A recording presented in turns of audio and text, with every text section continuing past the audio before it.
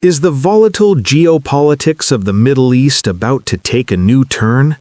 After months of rising tensions, retaliatory strikes, and displays of military power, Iran has finally made its position clear regarding the possibility of ending the conflict. However, along with that announcement came a set of strict conditions, sparking fresh debate across the international stage. The key question now is, will these conditions truly pave the way for peace, or will they further complicate the already fragile situation in the Middle East? A recent report by the international news outlet Al Jazeera highlights this development. According to the report, Iran has for the first time publicly stated that if a ceasefire is to be achieved, certain specific conditions must be accepted. This message has been directed not only to the global community, but also to the opposing powers involved in the conflict. Iran's President Masoud Pezeshkian shared this message through a post on the social media platform X. In his statement, he made it clear that Iran does not seek war. However, he emphasized that several fundamental issues must be recognized before any ceasefire or peace agreement can be established. According to him, the first and most important condition is the international recognition of Iran's legitimate rights. Tehran believes that after years of sanctions and external pressure, any realistic peace process must acknowledge Iran's sovereignty and security concerns. Without such recognition, Iran argues, any agreement would be ineffective and unsustainable. President Pezeshkian also stressed that Iran must receive proper compensation for the damages it has suffered during the ongoing conflict.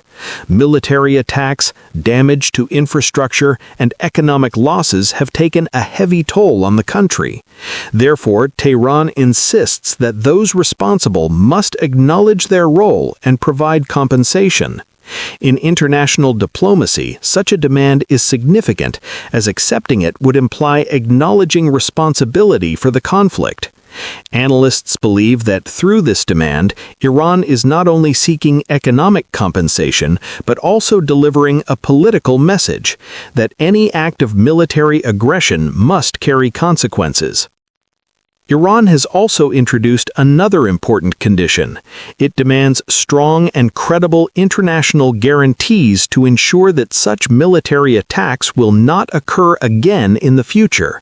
In other words, Tehran is not satisfied with verbal assurances alone. It wants a structured and reliable mechanism that can ensure its long-term security.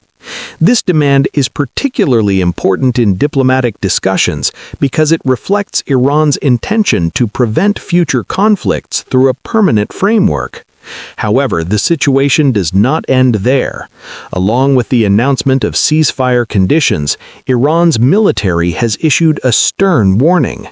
The spokesperson for Iran's armed forces, Abolfazl Shekarchi, said in an interview with state television that if the United States attempts to attack any Iranian ports, military bases, or critical facilities, the consequences would be extremely serious. He warned that such an action could destabilize not only Iran, but the entire Persian Gulf region. Furthermore, he stated that if new military aggression is launched against Iran, ports, economic centers, and strategic installations across several countries in the Persian Gulf could also become targets of Iranian retaliation.